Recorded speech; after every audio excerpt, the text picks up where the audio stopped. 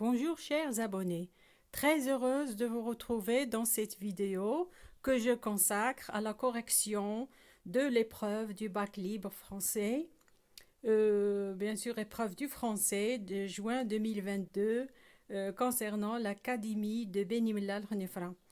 Donc le texte est le suivant, je vais me contenter de lire les deux premières lignes parce qu'on ne peut pas lire tout le texte, ça va prendre toute la vidéo. Donc, la deuxième année de sécheresse fut encore plus terrible que la première. On vit dans les environs des villages entiers vidés de leurs habitants.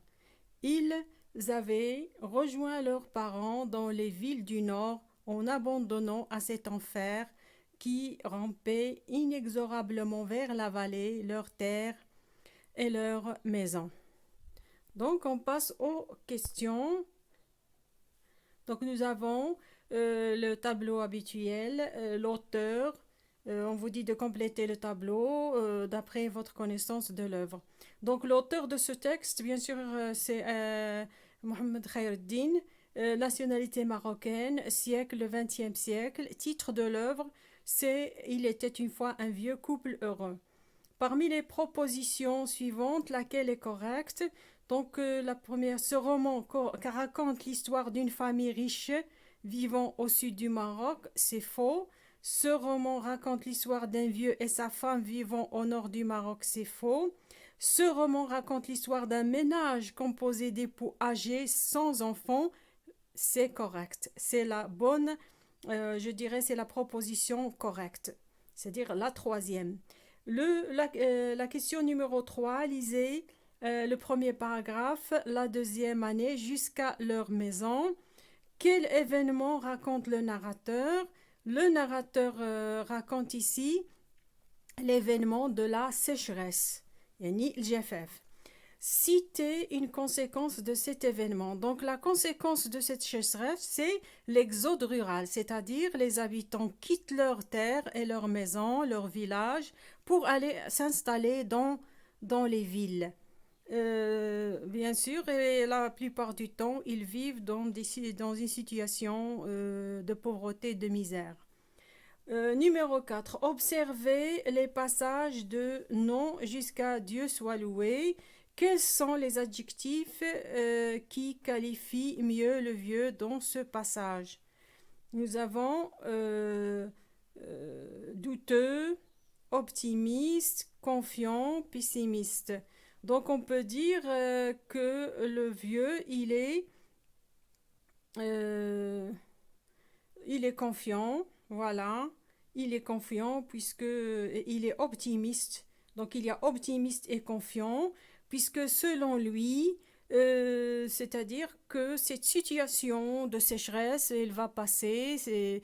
Le pays a connu plus terrible que cette sécheresse, ce qui fait que les habitants du village n'ont pas c'est-à-dire le droit de quitter le village comme ça et de laisser leurs terres et leurs maisons sous prétexte que il y a la rareté de l'eau, c'est-à-dire l'eau est devenue, je dirais, rare, mais elle existe encore puisque le vieux a dit que il y a encore de l'eau, ce n'est pas vraiment coupé une fois pour toutes. Donc c'est pour cela que le vieux il est confiant malgré que la situation est devenue un peu difficile, mais il est confiant, il a confiance que les choses vont aller mieux après. Il faut juste de la patience. Numéro 5. Lisez les propositions suivantes. Autrefois, on limitait la consommation d'eau. Relevez dans le texte une phrase présentant la même idée. Cette phrase, c'est, on va la chercher dans le texte, c'est, voilà, l'eau était très sévèrement rationnée. L'eau était très sévèrement rationnée, c'est dans le deuxième paragraphe, la phrase qui commence par l'eau était sévèrement rationnée. C'est-à-dire, que veut dire rationner? C'est-à-dire on donnait à chaque famille une quantité d'eau qui pouvait lui suffire pour, bien sûr, exercer les activités journalières, c'est-à-dire quotidiennes. Donc, dans la phrase soulevée, donc l'usage de l'eau était réglementé, déréglementé, déplanifié. Donc, la bonne réponse est la première, réglementé. L'usage de l'eau était réglementé. Choisissez, euh, plutôt observez. Je vous demande de m'excuser pour la lisibilité un peu détériorée du texte. Aujourd'hui, on cultive encore ces oignons, on cultive ces carottes, ces fèves et ces navets. Identifier la figure de style dans cet énoncé, c'est l'accumulation. La figure de style, c'est l'accumulation. Cette figure de style a pour objectif de donner l'idée de profusion. Ça veut dire provision, c'est-à-dire d'abondance. C'est-à-dire qu'il y a beaucoup de légumes encore, il y a beaucoup de choses à manger malgré la sécheresse. Ce n'est pas vraiment catastrophique. Répondez, le numéro 7, répondez par vrai ou faux en vous référant au texte. Le vieux euh, le vieux pense que ceux qui quittent le village pour la ville reviendront un jour la tête basse. Le vieux estime que ce n'est pas digne pour un villageois de vivre à la campagne. Donc on vous dit quelle est la phrase vraie et quelle est la phrase fausse. Donc le vieux, on peut dire que la première c'est vrai et que la deuxième c'est faux. Donc vrai, faux. Observons, il faut s'y accrocher si c'est pour voilà, c'est pour aller grossir le rang des chômeurs. Ah non, quelle déchéance, c'est l'abandon de toute dignité. Quel type de phrase domine dans ce passage? On peut dire que c'est la phrase exclamative, parce qu'il y a des points d'exclamation très utilisés. Quel sentiment ce type de phrase met-il en valeur? Donc nous avons le contentement, la satisfaction, la colère, l'indignation, la peur, l'angoisse. Donc le sentiment que cette exclamation met en valeur, c'est l'indignation.